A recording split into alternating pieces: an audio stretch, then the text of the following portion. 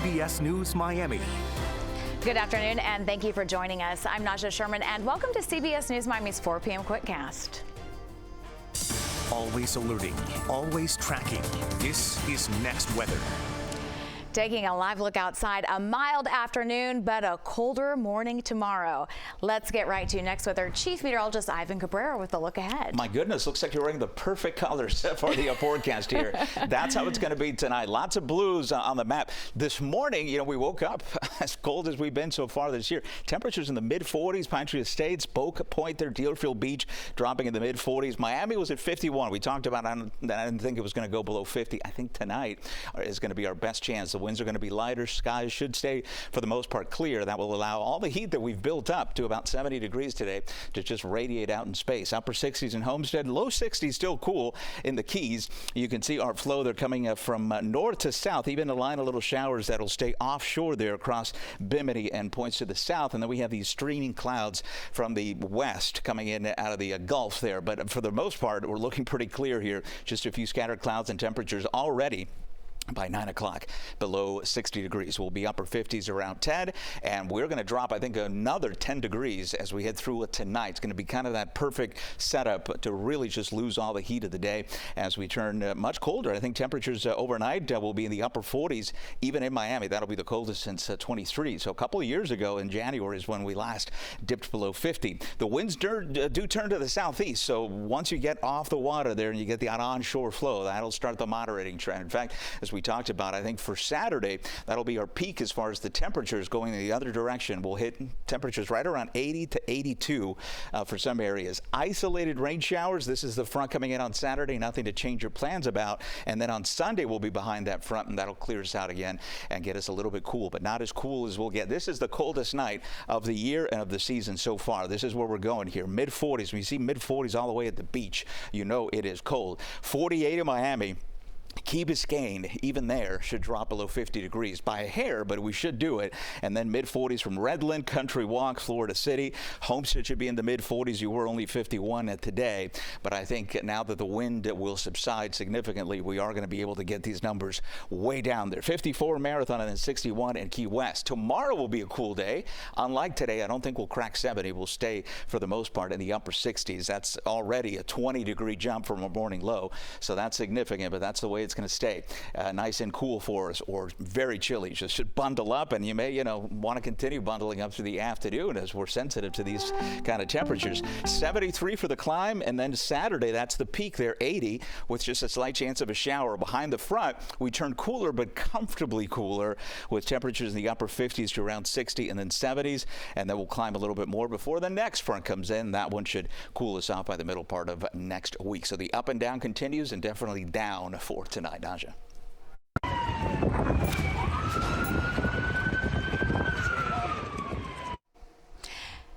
Now to breaking news, a fire emergency in California, and it is all hands on deck. First responders rush to put out massive flames near Los Angeles. Incredible video shows the inferno burning near homes. The flames so intense you can't even see the sky. And for people who live in the area, their homes are threatened by flames. They are rushing to get out as so much has already been destroyed. And take a look at this, smoke growing from the fires. It is now drifting to Santa Monica Beach. More than 1,000 structures have been destroyed by these out-of-control wildfires. Officials just confirming 2 people have died, and there are reports of several injuries. CBS News Miami's Elise Preston is in Southern California with the very latest. As multiple fires rage in Southern California, flames have consumed more than 1,000 homes and businesses. Fire officials have called for more resources as they battle a disaster of epic proportions. Multiple wildfires burning across Los Angeles County. Together, these fires are stretching the capacity of emergency services to their maximum limits. The largest one is in the Pacific Palisades neighborhood. Tens of thousands of residents are under evacuation orders. At the Eaton fire, which broke out Tuesday night near Pasadena, some homeowners returned to see their houses destroyed. Fire officials say the powerful winds fueling the fires are putting many more structures at risk. The National Weather Service has predicted a continued red flag weather event with strong winds and low humidities, placing all residents of Los Angeles County in danger. And this is what's at stake. As families flee for their lives, firefighters are trying to stop flames that are devouring homes. You know, it's really scary when you can see the flames coming up over the houses 2 blocks away. As the fires continue to spread, public safety officials are asking people to be ready if necessary. Make sure you have your essentials, your important paperwork, your medications, things that you can take, your phone charger. They say anyone who stays put is not only risking their own lives, but putting emergency workers' lives in jeopardy too. Firefighters from several states are in Southern California trying to get a handle on these flames. But these quick-moving winds are making the danger far from over. Elise Preston, CBS News, Malibu, California. Florida Governor Ron DeSantis says the state of Florida has offered to help people in California with the fires and help rebuild their communities. Fire destroyed a number of vehicles in a parking garage at Miami International Airport. Smoke poured out of the garage shortly before noon. All parking garages were closed for a time and a car rental center was temporarily closed. The airport says everything is back to normal and no injuries were reported. Authorities are still trying to figure out how 2 men got into the landing gear of a JetBlue plane. Their bodies were discovered at Fort Lauderdale Hollywood International Airport. Investigators say they are reviewing surveillance video at all of the airports where the flight operated over the last few days. It's to find out when they snuck in. The flight traveled to the Dominican Republic, Jamaica, Salt Lake City, and New York before landing in South Florida. Police have yet to reveal the identity of the stowaways. A school principal arrested. It's for allegedly impersonating a Broward County Sheriff's deputy during a traffic stop on Tuesday. Carlton Johnson was charged with fraud for falsely impersonating an official. Johnson is the principal of Cypress Run Education Center in Pompano Beach. The district says Johnson will be reassigned pending the outcome of the law enforcement investigation. A man rushed to the hospital after police say he was stabbed. Chopper 4 over the scene. This is in Fort Lauderdale on Northwest 1st Street. Police say the suspect ran from the scene. The victim's condition is not known at this time. Hundreds of fans are expected at a pep rally this afternoon on Lincoln Road and Miami Beach. It is ahead of tomorrow's Capital One Orange Bowl. CBS News Miami's Terry Hornstein reports on how local law enforcement is making sure that everyone is safe. Dan Smarsh is a snowbird and a huge Penn State fan. Just so hope that Penn State wins. He's excited for his team to take on Notre Dame Thursday for the Orange Bowl and says he will be on Lincoln Road for Wednesday's pep rally. Plan on coming down. I'm a big Penn State fan. Fans of both teams in South Florida this week and excited for all the fun, but also with safety and security top of mind. I would like to see more policemen walking the streets. After the truck ramming terror attack in New Orleans New Year's Day that left 14 people dead, security expected to be tight on the beach. Do you ever, worry about something like that happening here? Yes, I do. This is an all-hands-on-deck approach. We have a very robust security plan. And the Miami-Dade Sheriff's Office also reevaluating their safety plans for the game. There will be debriefings based on what occurred in New Orleans. I think the important thing is the continued evolution of how we perceive threats and how we address threats.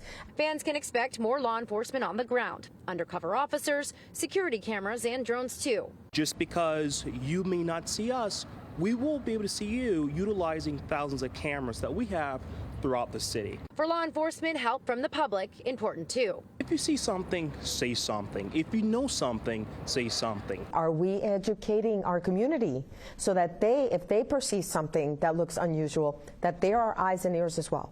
The hope for a fun few days with no issues. Our message is very clear. We want all attendees to enjoy themselves. We want everyone to enjoy the pep rally, but always keep public safety in mind. That was Terry Hornstein reporting. Next, weather meteorologist Shane Hinton will join us from the pep rally tonight on CBS News Miami at 5:30.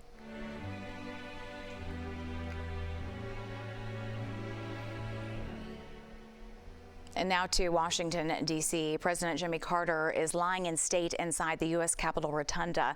The public has been filing past his flag-draped casket since last night, paying their respects. All 5 living presidents are expected to attend the funeral service tomorrow. It's at the National Cathedral. President Biden will deliver the eulogy at Carter's request. We will stream the service tomorrow morning.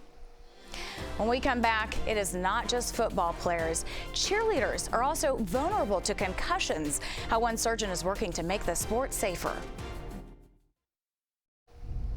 Welcome back to CBS News Miami's 4 p.m. Quickcast. It's not just football players. Cheerleaders are also vulnerable to concussions during competitions. And there's one brain surgeon whose mission is to make cheering safer. CBS News Miami's Stephanie Stahl reports. Cheerleading reaching new heights with something called partner stunting. Training here at the Tumbling Center in Blackwood, New Jersey. In the middle of the action, a neurosurgeon and her 2 daughters. I do a lot of traumatic brain injury research in my actual job, and so people are always asking me, don't you get nervous like seeing them do this? Dr. Xin Chen says no, she's not overly worried as long as the right precautions are in place. It's not a sport that should be dangerous if taught and supervised the right way. The American Academy of Pediatrics says about 3.5 million youngsters, mostly girls, participate in cheerleading. There are an estimated 35,000 injuries each year. 31% are concussions.